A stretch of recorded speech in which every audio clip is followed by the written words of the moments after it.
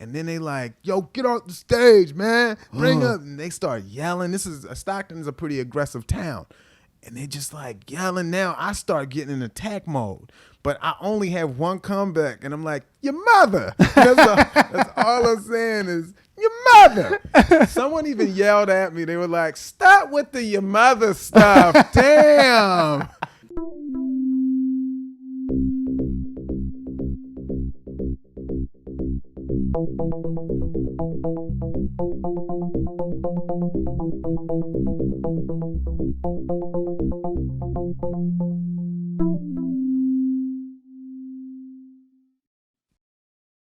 Hot breath. Here we go. You ready for this? Yeah. You ready for this? Let's hop into this. Here we go. All right. Hot Breathiverse. Welcome back to the Hot Breath Podcast. I am your host, comedian Joel Byars. This is your weekly guide to comedy mastery. And today's guest is a master of originality. Oh, yes. This cat started comedy almost 20 years ago after taking a speech class in college. Little few years later, he actually makes his TV debut on a little show called David Letterman, where he actually serendipitously booked by running into the booker in the lobby of a hotel right here in Atlanta, actually.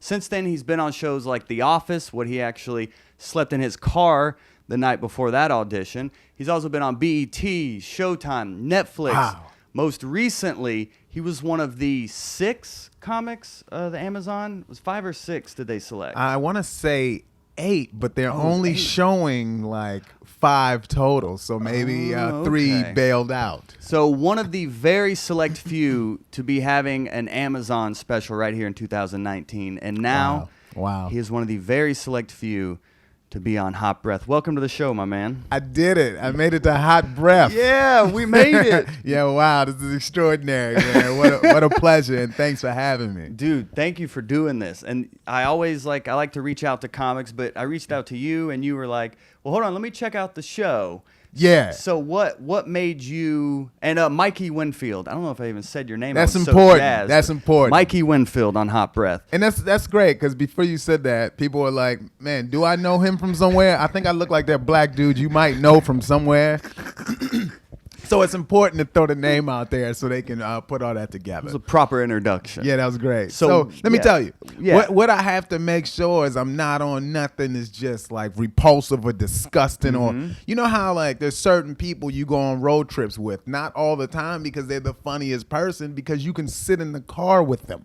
So if there's an interview where I'm like, I can't even tolerate this situation, I'm not even going to consider it. I feel you. So I watched other stuff and I was like, oh, this is cool. This is great. And I could see a good vibe. Boom. Just like that. Boom. Yeah, right. Good vibes here at Hot Breath.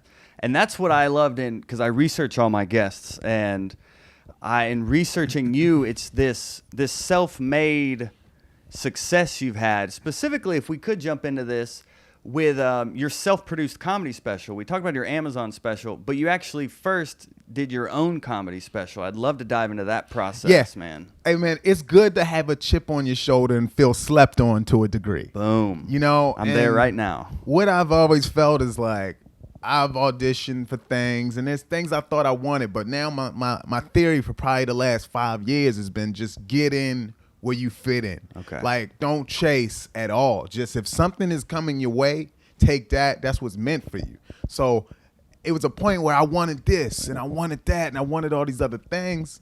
And it was like burning my energy in negative ways. So at that, I was like, man, I'm ready. I like what I'm putting on stage. You know, I'm growing as an artist still. So I decided, put the money up, record my own special.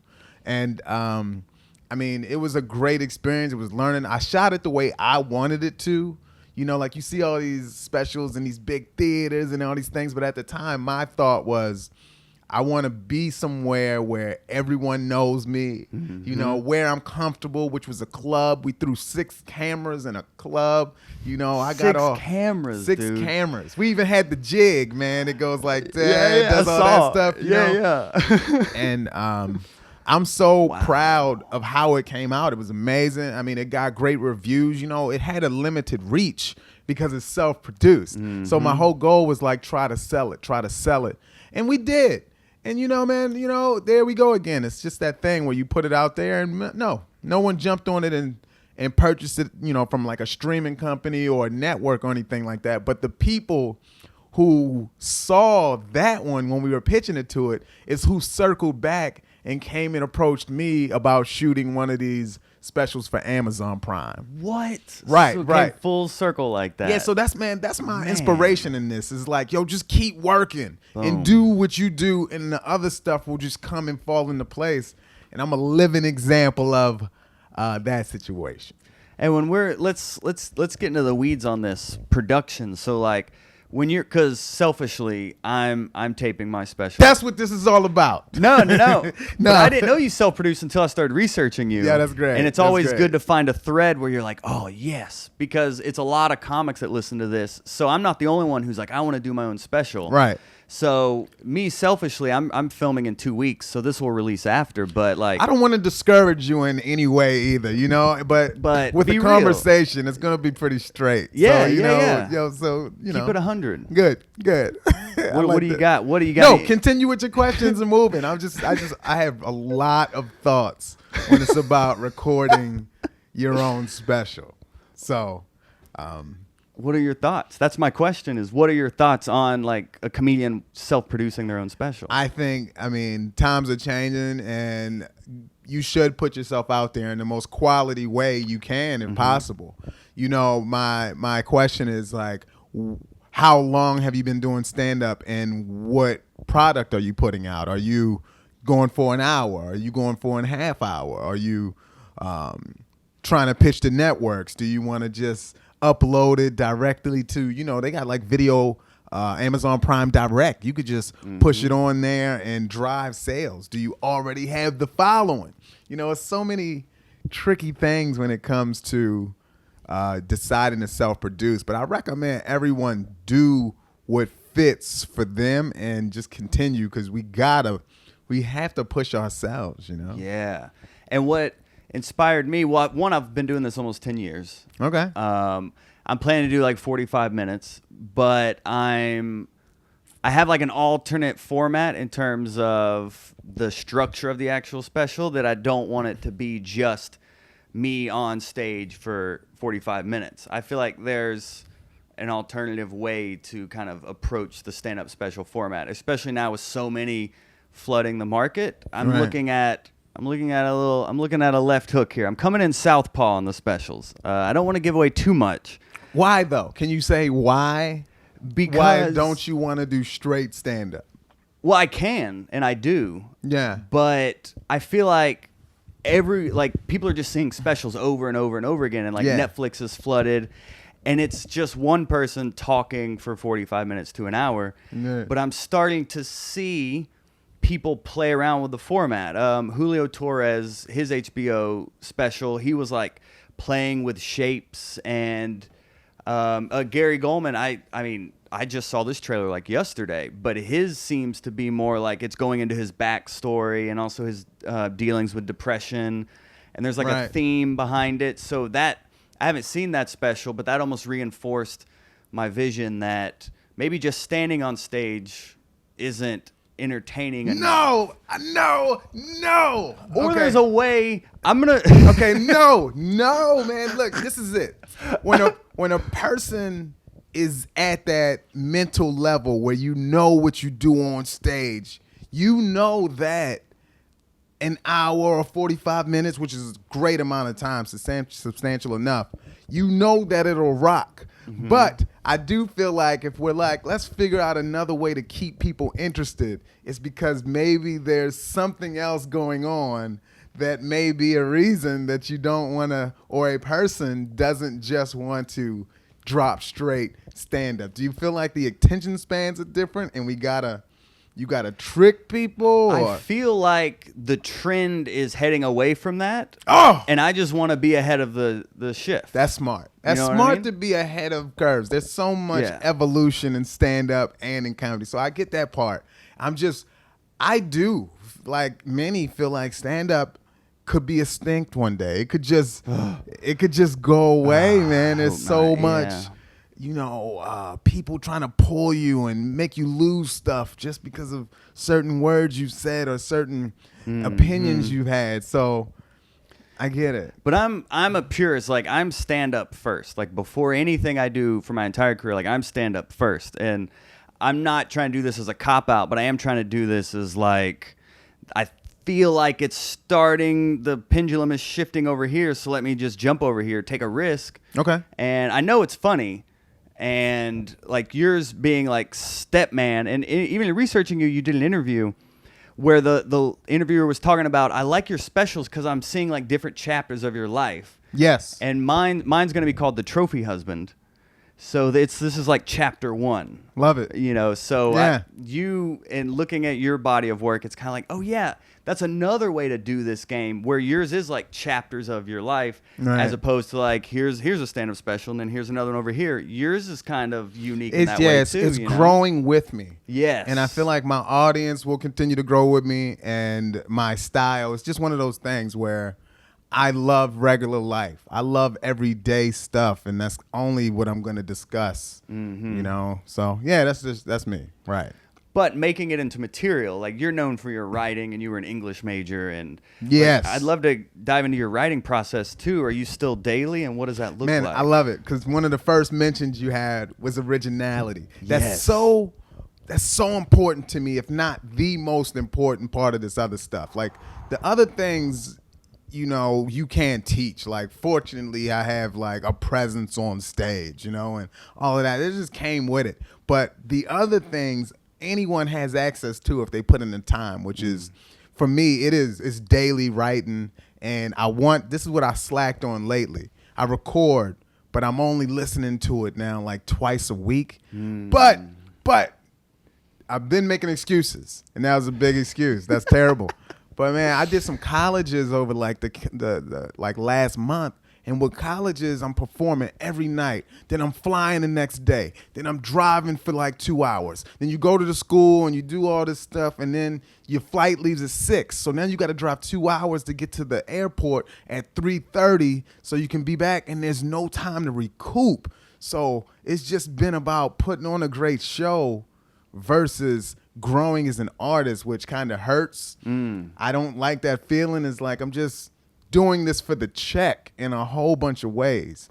But since the special dropped, I'm telling you, like within that week, I booked like 10 club weekends, so like they're reaching out, they're hitting up my agent, and then boom, things is like flooding now. The numbers are like this gradual growth. Wow. But this is what I love about the clubs.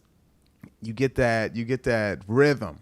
So now I'm doing 5 or 6 shows in a weekend. Yeah. I get to stay here with coffee, my book, and I just get to listen, and I'm listening. Every show I've listened to.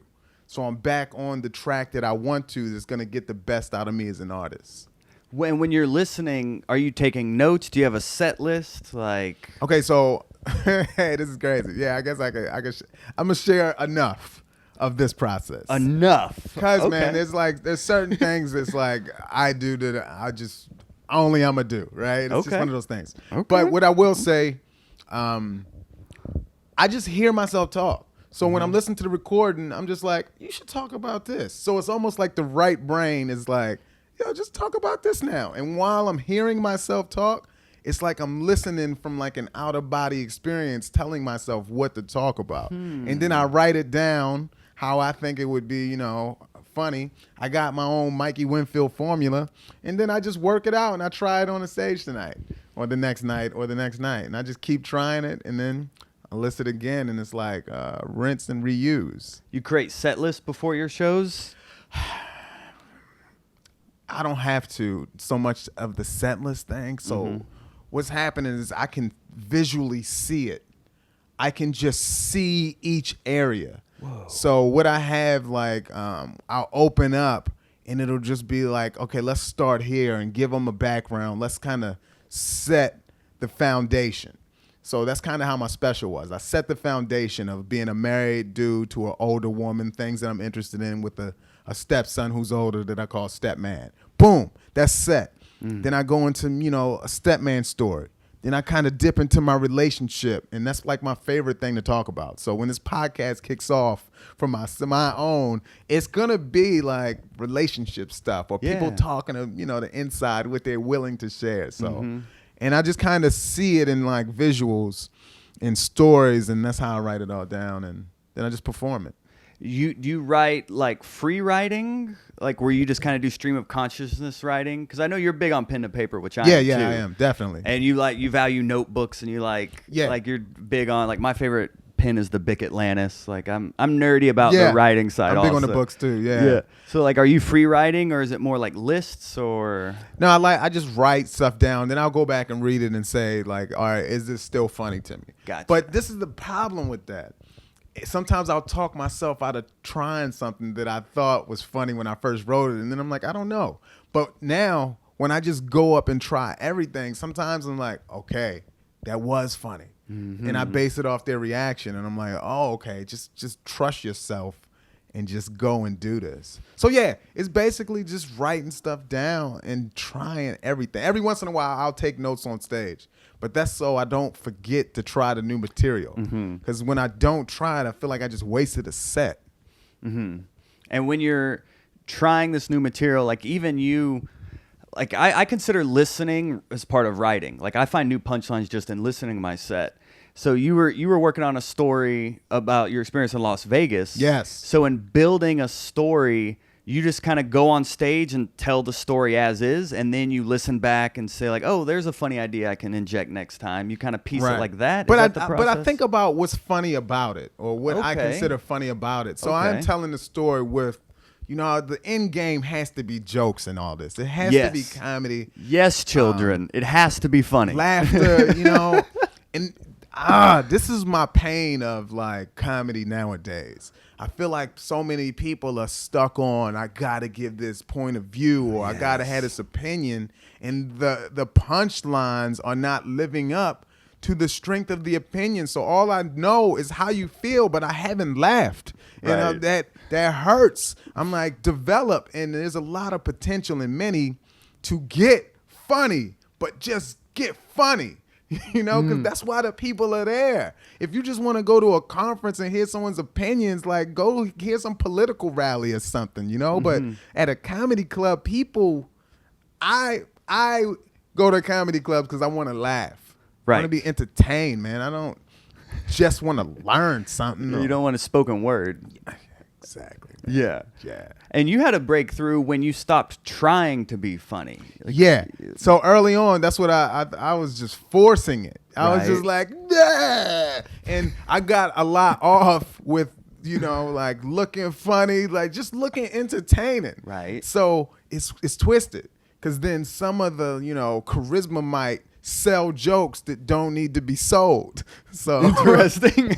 So I had to kind of dial back and really detail what I'm saying and what am I trying to say and what's the point of this joke, and then where's the twist. So that's a good place to start, is like, what am I trying to say, or even like, what is the point of me saying this? That's a great thought in your joke, because I hear, jokes, and I don't think everyone is even listening to what they're saying. You like, what you just said in that joke? Because people don't always remember your material, but they will remember what your point was. They were like, oh yeah, that's the guy that was talking about, how dogs shouldn't be neutered, whatever it is. So I think it's important to know what you're talking about.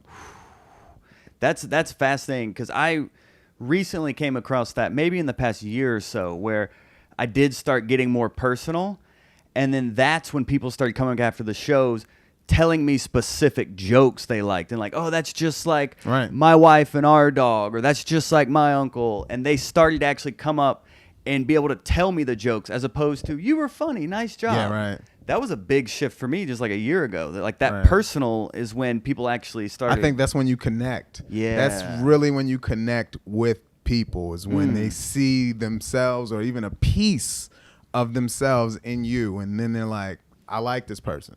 Boom. Right. And you're able to, which is something I want to do more, is like translate these experiences into like a story. Like you had this lady sat on your lap. Yes. And now it's this whole huge story. Like, do you even remember it seemingly on paper, it would be like, after a show, this lady sat on my lap and it was crazy, and then I couldn't stand up. Right. But like, right. how do you stretch a moment like that? How do you stretch a moment out like that? I always thought, I mean, that's what you do is tags. You just really Okay.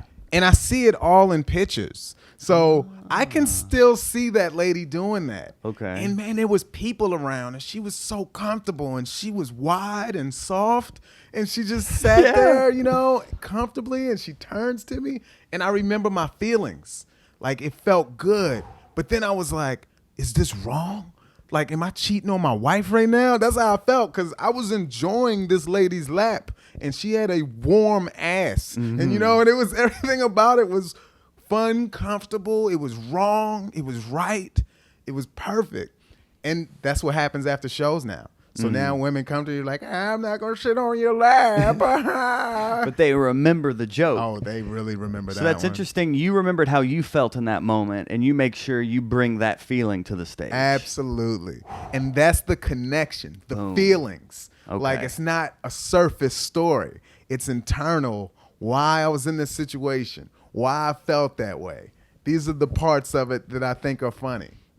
Yeah. And you brought in like your perspective, her perspective, the guy taking the photo. So like when you're building a story, it's almost like you want to give like a 360 view of it. Yeah, that's it. Okay. I want this picture from every single angle. And then I'll give it from just like angles you don't expect. Yeah, it'll be like the cameraman's feelings on it. You know? Right. I think that's what comedy is like, especially original comedy. It's just finding a route that everyone else may not go.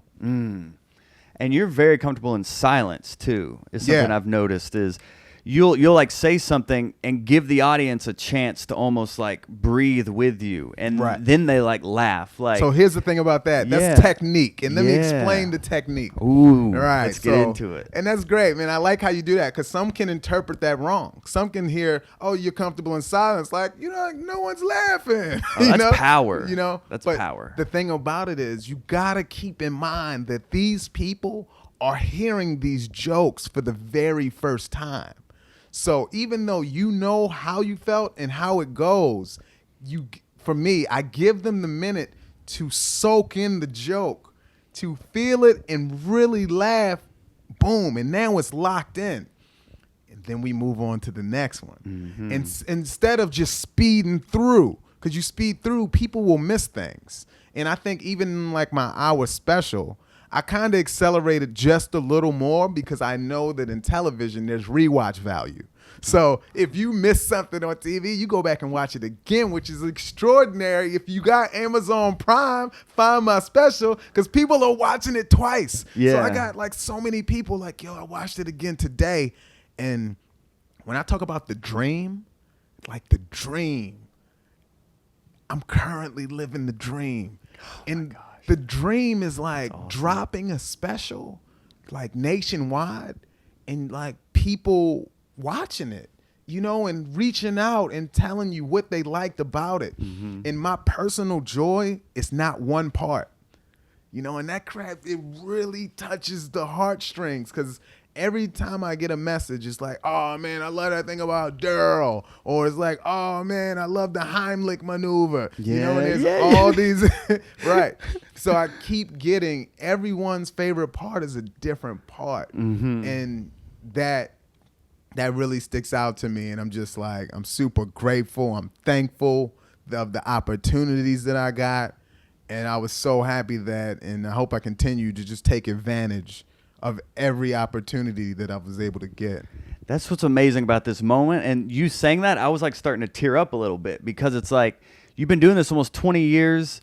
You've had some successes here, and you've been working towards this moment, and you're like, no one else will buy it. Fine, I'll self-produce it.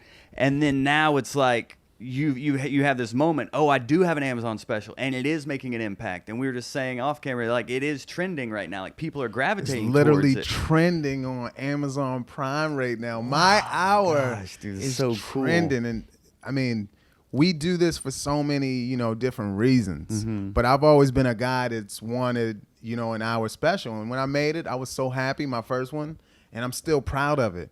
And the second, just to be offered a platform and for people to see it like across the country and different other countries. Oh man, I mean, like, I'm not done by any means. Of course. Oh, but no. that part is why I got in it. That was one of my main goals. And that goal is checked. And now I just want to make a better one. I feel like now I owe the people something even funnier. And they love this. But I'm like, yo, man, I got to grow. I got to figure out what's the next move. But you're even big on mindset, and you've like practiced your award speeches in the mirror. Like, absolutely. You're big on Yeah. this mindset and success being a mindset. Yeah, I felt it. I've always seen amazing things for myself, you know, but that doesn't hurt that people have been planting that in your head for years. Like, I'm kind of one of those people that people see like, okay, I don't know what it is, but something's going to happen. Something, you know, and, you know, I'm not like blind to that. So that has helped, you know, and believing in yourself is like the biggest part of this you know, like total. So that doesn't hurt the case. And especially with comedians, we can go through highs and lows, and Oh, yeah. this is awesome, and then all of a sudden the rug gets pulled out from underneath you. Like, how do you kind of control your mental state Man. throughout all that? I think I've lost emotion, you know? I really think, like, I'm so even keeled, man. Like, no one really has seen me at some incredible high and incredible low. I'm like literally this across the board. And I think putting in so many years in entertainment, me personally, I'm just jaded. Like, I'm just like, nothing, it's very few things that are even funny to me, you know? Like, I'm just kind of, I've seen so much that even when I get the call for the next, yo, you got casted, I'm like, and they're all on the phone, all the managers and the agents, and they're looking for this big reaction. And I'm like, yeah, thank you. Because I'm incredibly grateful, but I just don't have that energy anymore to just like scream out the window. I was like, I've seen a lot. So I love this, and I love nothing more than like comedy. But I've just been in it, and I haven't stopped. Like, I literally, since I started, I haven't taken time off. I'm just like, I'm doing this. And there's no like it feeling old. There's no nothing, you know, it's just go, just keep going. No excuses, nothing. But do you find having goals helps that momentum keep moving forward? It's important to have goals. Okay. I think when you do make goals for yourself, what you do is you mentally put that into the like atmosphere. You put it in the world. And then if you're focusing on it, you'll achieve it. You know, just leave it on that list so your bodies, your mind can see it, and you'll just reach it. So I think it's incredibly important to have goals. But keep in mind, there's other things that are going to come to you that may not be on your goals list, and you jump on that. You know, maybe you want to be on This Is Us. And you're like, man, that's my only dream. But maybe that's not for you. Maybe you end up on whatever the next show is. And that's great. Just, you know, keep yourself open.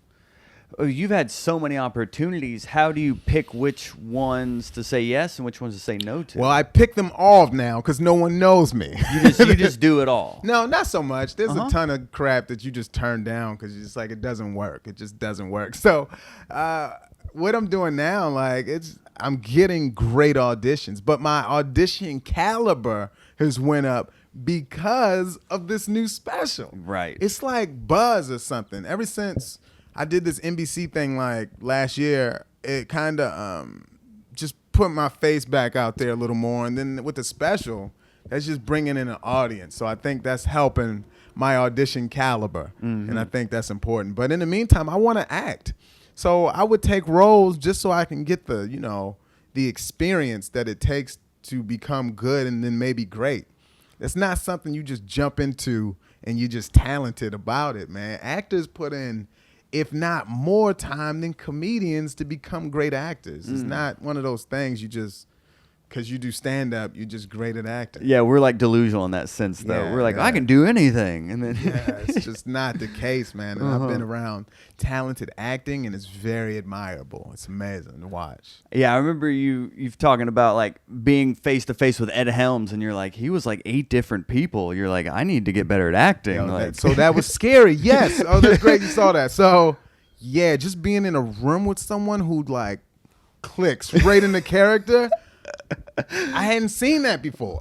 So that was wild. Then being around Keke Palmer on set of the movie Pimp. Yeah. I just watched her do methods when there were emotional scenes to get herself to a point. I'm like, yo, this is way bigger. This is way bigger than like people think it is. It's not just going out there and finding paper and doing your lines. It's investing into deep feelings and just jumping in and becoming whoever this character is. And that's who gets the award nominations, those actors. hey, which you did. You got an Emmy nomination. Nomination. Hey, I mean, we're Yeah. starting, you know. Yeah, right. Hey, Gotta start Hey, somewhere. but it's crazy because it was for a dramatic role, you know? And the thing about it, it was like a one take like shot. So it was literally a 17-minute dramatic. Let me tell you the energy. It just took every ounce of energy to act that or to be that. It's so exhausting. I was so beat. And then we would reshoot it. And after you did it like 3 times, it was like nothing left. It's nothing left. But to look back and say that I got an Emmy nomination, I guess the work, it mattered. But, oh, man, it's heavy. Very. Is acting kind of, you said you want to do another special, but is acting like going to become a big part of your focus now? Hey, man, also? here's the thing. I want to act. But again, you get in where you fit in. Right. So, man, if comedy's calling, which I feel like I'll want to do that forever, you know, tour, write jokes. I can do that in my sleep. I'm going to continue to do that. But, you know, if the acting doors open up and I get opportunities, you know, then I'm going to jump on them. But stand-up is like what gets me everything. Yes. Every role I've got, it was because like it was connected to somehow someone knowing me from stand-up. So this is like it's the sauce. Stand-up is the sauce. Yeah. That gets me pretty much like everything. Well, is StepMan a TV show concept as well? Hey man, they can sleep on it if they want. But as soon as I decide to self-produce it, hey man, it's already written. It's already written. Really? It's already characterly broke down. I already got episodes. And man, now that I just started this, releasing all the actual home videos and pictures of me and StepMan, people are really seeing the visual. And it's something. It's something. And when you say it's already written, you have like multiple episodes written, or you have like a pilot? I have like 3 episodes written, but they're not in sequence. I just wrote them all at different times. So they're just kind of like non-connected different episodes because I've been pitching this show for like years. Oh, you know? okay. And I think everything comes with a buzz, man. You can have the dopest idea in the room, but they give it to, you know, to me. I see more of the people getting it are the people that are hot. Whoever's hot is getting that next deal. So that's what you got to do. You got to make yourself hot. But TV is so finicky, and I've heard people, they get the show, they tape the show, and then the show still doesn't come out. Like, I know, man. Every step of the way. That's my problem with network. And, you know, until they change the format, I'm not so interested in network television now. I could do clean shows all day, but I would want to go where I'm going to get a guaranteed 6 or 8 episodes out the gate to, you know, give it a chance. But I don't even know why they cancel shows anymore. It's just one day I'm like, what happened to it was a great show. Yeah. And it's just history. You know, it's just gone. So I would like an opportunity. But let me tell you where I'm at. Okay. I'm in a good working business with Amazon Prime right now. And Amazon is one of those companies that are really looking to grow right now. I can tell, yeah. And they're putting on some amazing shows, man. Like, I'm watching this show, The Boys, right now with these superheroes that are corrupt. It's one of the best shows out right now. Okay. Like, no joke. And it's cool to just have a nice working relationship with people who believe in you. They gave me my first nationally released special, and I'm very grateful about that. But you won the NBC stand-up competition. Yes. So you have a holding deal with NBC. I had it. It ran out. Oh, But it ran out. Okay. But yeah, I made a nice bit of money on that, and I got my man. I still talk to them like regularly, so that's like cool. We got a good working relationship, which is great. That's what this is about: networking. Yeah. Building trust and then putting out quality content. Ooh, can you talk more about the networking piece? Because I feel like after you filmed Letterman, then you like got The Office, like not long after that. It was really near to that, but it was funny how it works, man. Before my Letterman aired, when everyone knew I had Letterman, which I booked on my own, I had all these agency meetings, all these manager meetings. People just started coming out of like wherever, and everything's predicated on buzz, man. When someone feels like, okay, this is about to be big, they want to be the first ones in, So yes, I got The Office right after Letterman because that Letterman just started throwing me in clubs, and I was working. I got great representation, and so that kept me busy. Then I got The Office, and then auditioned a bunch, got a little something here and there, and then I felt like to a degree I fizzled a bit.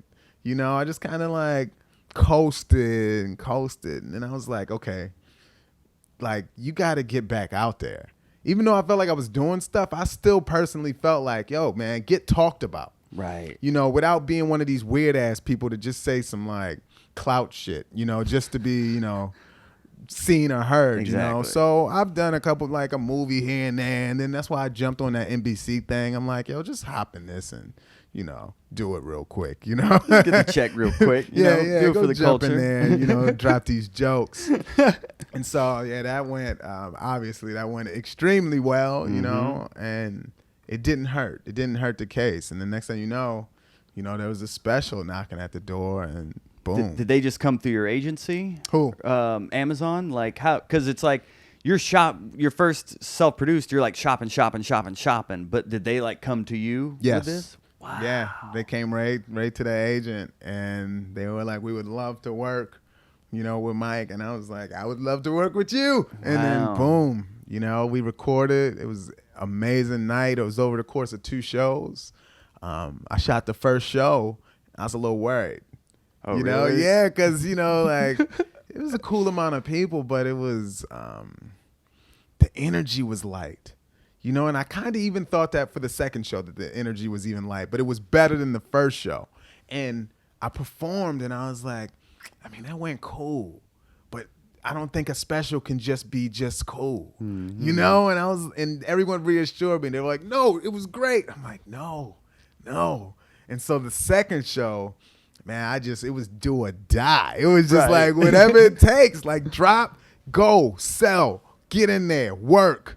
And I just dipped in, man, and jumped in. And all I can say is you don't know how anything will be received, but how it's being received now is like, man, you talk about tears. Oh, yeah. Man, you just see people like, you just seeing yourself come up in post. And you're like, yo, man, this is never what I thought. I just thought I hope one day I would get a special, but to see it being received on such a level where, they're talking about you, I can work more now. Right. It's like new confidence. It's like, okay, great. Now I'm going to get work because they know that like I got this out and I can attract people or I can tell jokes. So I can tell you, I watched it with my wife, and she plays this coloring app on her phone at like all times. Like when we're watching TV, and there were a few of your jokes about your wife. She like laughed, and then like she put her phone down and like watched it. Like I can't tell you how big of a 5-star review that is coming from my wife. She put her phone down. Put her phone down to watch it, dude. And I was just like, oh, is she feeling okay? Like, yeah, she was into it. Like it hits a universal note, and it really. I'm trying to tell my story. I'm telling my story with mine, and watching your specials, and it's like, okay, this is a way to do it where you're just kind of telling your story and your personal experience. Right. it's personal, but it's like you're talking about your family and you're talking about your wife and Yeah, I think it's your mysterious wife. Like, Yeah, who right. is? I Googled her. I was like, who is this lady? Yeah. I really think it really hits with couples too. My special really hits with couples. I have so many. This happens a lot where like women will come to the show and they'll come to me and they're like, I'm so mad my husband's not with me to see this. And that happens the most. So now, like, I think after people see the special, they will come together because in telling my story, that's what I'm talking about. I'm talking about love. I'm talking about hate. You know, I'm talking about an old ass stepkid. I'm talking about like things you get from your parents that you're not even proud of. You know, there's a lot. And I think I'm twisting on my own personal evolution. What's been your wife's reaction to like all this personal material? Hey man, here's the thing. She's been in the game for so long with me that you know, we've been through the hard, like the real hard. We've been through that storm, and I hope there's not any more storms coming. You know, but it started off really bad. She wasn't into the material. A lot of my material was like undeveloped. So instead of saying hateful stuff with a good twist, it was just hateful. You know, it was just me expounding upon our relationship without the tweak funny in the end. Right. And so I get how that wasn't easy for her, you know, but in developing and becoming a better creator or performer or writer, now she's all aboard because it's not like hurtful. Like if you watch it, you could see every joke, it comes from a place of like, this is a dude who's in love, who's just dealing with his own issues and trying to make this work. He just doesn't know how to. Did you break her down, or was there a moment where she was like, okay, you're gonna do it regardless? Like, man, I was incredibly selfish, man. Okay. I was just like, I'm doing this, to the point where, you know, things were like on the ropes. Things were bad, man, but it's this. with like the marriage? Yeah, man, this Whoa. comedy, especially early on, it's an addiction. Yes. You know, it's kind of like, that's all I want to talk about. So it monopolized every conversation. And she's like, that's all you talk about. That's all I wanted to do. I stopped working at a certain point. I used to have this job where you could work 50 hours a week, but they call you in. And I stopped taking like the calls in to go to work because I'm driving to Oregon for $50. You know, I'm just like, I'm doing this. And, you know, it was really tough in the house. But now, where we are now, even she looks back and she's like, yo, those were bad times, but I see what you had to do to get us where we are now. Like where she is now, she's literally putting new floors in our house right now. And that that is like from comedy. Victory. From freaking comedy. That's She's beautiful. installing wood floors. Yep. Oh, man. And here's me, man. Like, I ain't even in it. And this is the craziest thing to say out loud. But the money doesn't move me. It never has. I get that the family needs to eat, and it's only been about her and the money and the cash. Like, she doesn't want me to be cheated out of what I deserve for gigs, but I just want to do it and be a respected artist. It's all I care about. I just care about my talent being respected, you know, and that's it. She could keep all the money. She can have all that, man. I'm like, that's not what I'm about. How instrumental is she in the actual comedy career? Because like my wife personally, I am more of like, I just want to be really great at comedy and just be this artist. My wife's like, but it is a job, and like being married has kept me motivated to find new avenues and new ways, you know. Yeah. Being a new motivation. How instrumental is she in your career like that? She's very hands-on. I mean, she really protects me, man, from hoes, you know, and she like is just making sure that I stay away from that world. So she's really interactive and all of that. Right. She makes sure I answer all emails. She's very heavy. She helps. She's really smart. So I would call her pretty hands-on. Now, Yeah. she's busy with the house, you know, and she gets caught up in her stuff.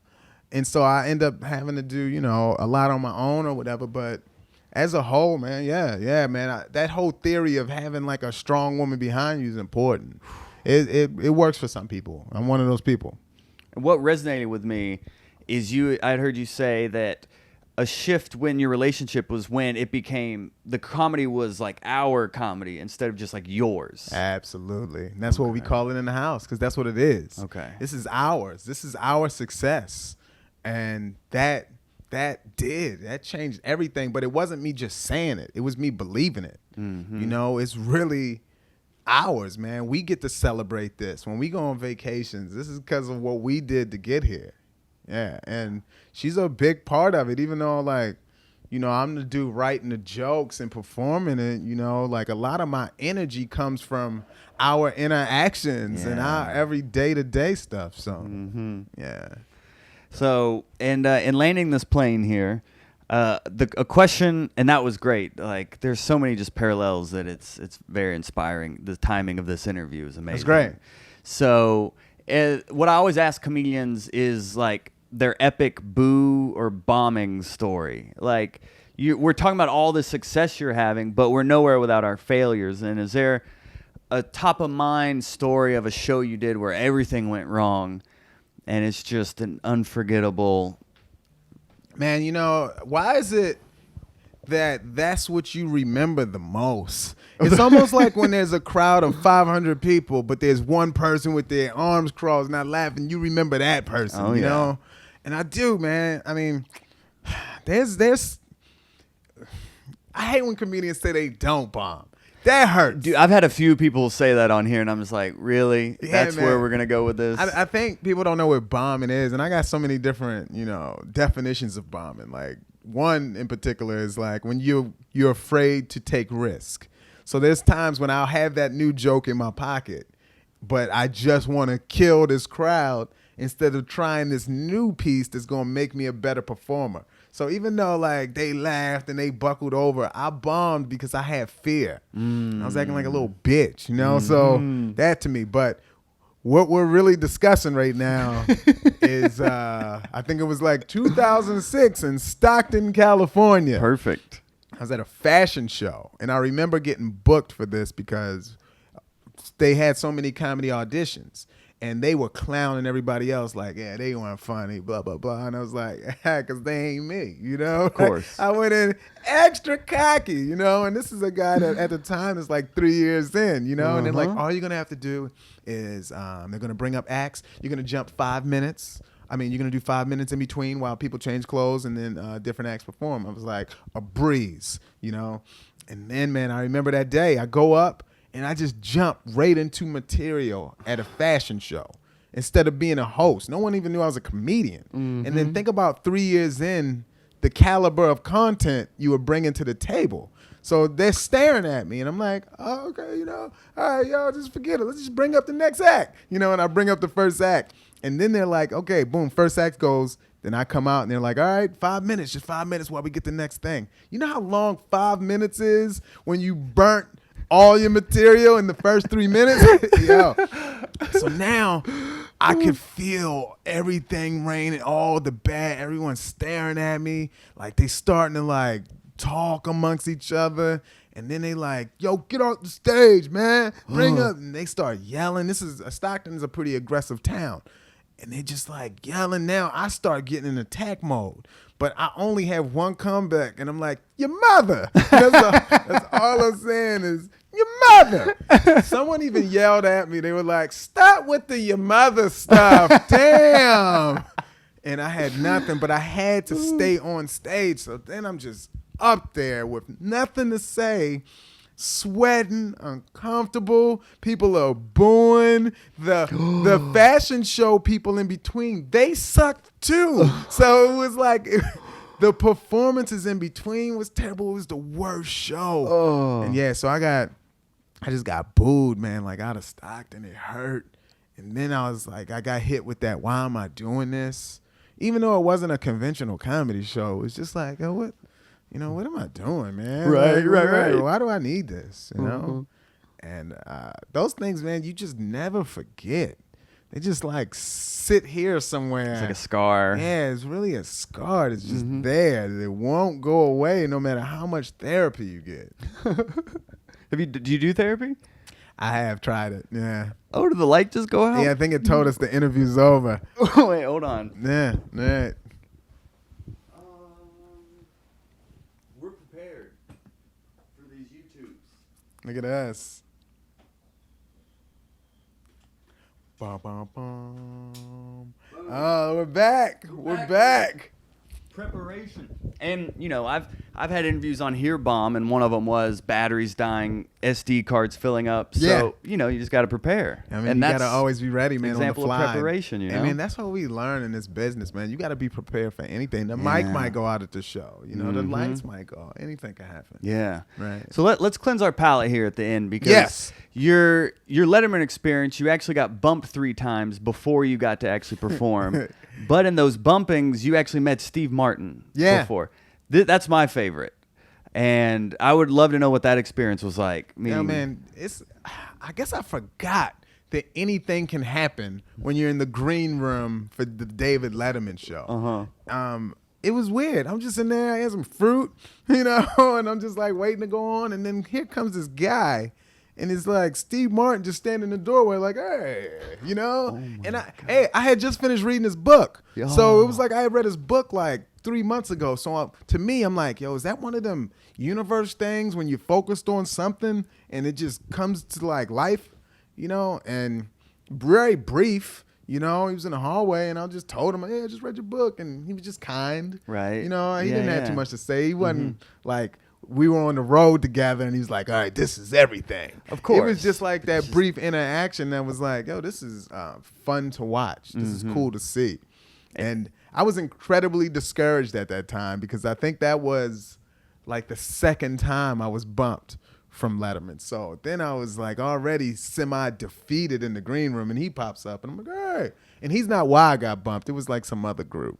Oh, but it's one of those serendipitous moments, I guess. Yeah. It's just you read his book, and then there he is. Yeah, right. It's fun to watch, man. It's just great to see, like, there's all types of different successes, and it's great to see, like, this is a field. Yeah. That's what I always thought, like, yo, man, I can do this. I can do this and, like, live a life. And that's why I never wanted, like, just anything basic. I just had to prepare myself to make sure that no matter what happened with this, I did have other stuff I could do. Well, you got to open for Russell Peters, and to see comedy at that scale, that probably opened up your mindset also, right? Hey, man, that's just too big. That's too big. Okay. No, man, no. The thing about, like, that's a 1%er success level. Right. Like, Russell Peters' success is like, when you open for him, you're in crowds of like 20,000 people of different cultures that just are happy to be there, even though they spent like $60 a ticket. It's like, okay, that's just comedy. That's just like you getting too much sometimes. That was so great to have that receptive crowd at such a young time in my career, And I've heard he's like one of the nicest guys. I've heard him he's bought like computers for comics. He's like had people stay at his house for free when he's not there. Like he is very generous guy, man. Very great comic. And his brother used to manage me. And we just, cool relationship. Still great dude, man. And just like everyone, man, he's just working to, create the next big thing as well. So in closing here, do you have any closing advice for comedians out there? Any? Oh, absolutely, man. tidbits? Like, I think the whole thing is like, stop talking about it. Woo! Just stop talking about it and like do the work. You cannot cheat the process. Boom. And you learn that, man. I learned that when I don't record and listen to it every day or every week. You cannot cheat the process of comedy. And when stuff's not happening, it could be because you're not putting in the work you want to reach the level that you want to get to. This is a prime example. Putting in the work, it pays off. So please let them know where they can support you, checking out the special. Let them know everything. Yeah, Amazon Prime. The title of the special is StepMan. You can go to my website, mystepman.com. Last night I said bigassteeth.com. I own all the domain names. You can go to all of them. All the Instagram and Facebook and Twitter, all that stuff. It's 2 E's in the middle. So it's Mike E. Winfield. And they can find it on that. And they should. They should come out and say where they saw me to, so we know that, they saw it on the show or heard it on this show. Yeah, I always encourage people that watch or listen, reach out to my guests and reach out to Mikey Winfield and let him know you heard him on here and that his time was very well spent. Yeah, and man, it's interesting. Like, it's, again, people are watching this special and they're enjoying it. And it's not, of course it's not like every person, it's negative reviews too, but that's part of it. Yeah. I'm even happy to get the negative reviews. It's getting reviewed. Yeah, it's pretty cool. How'd you feel about this show? How'd you feel about being on here? Oh, no, man, this is a terrible experience, man. And no, man, this is, obviously, it's great.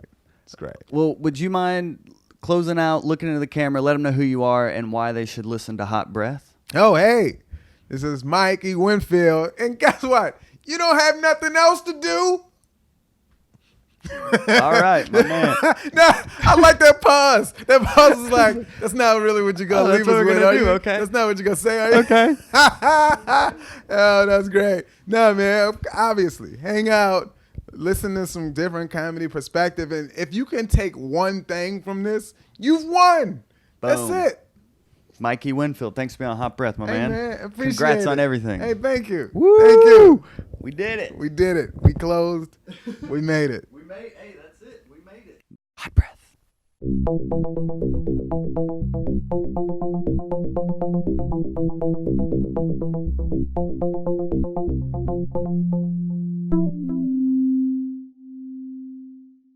Hot Breath.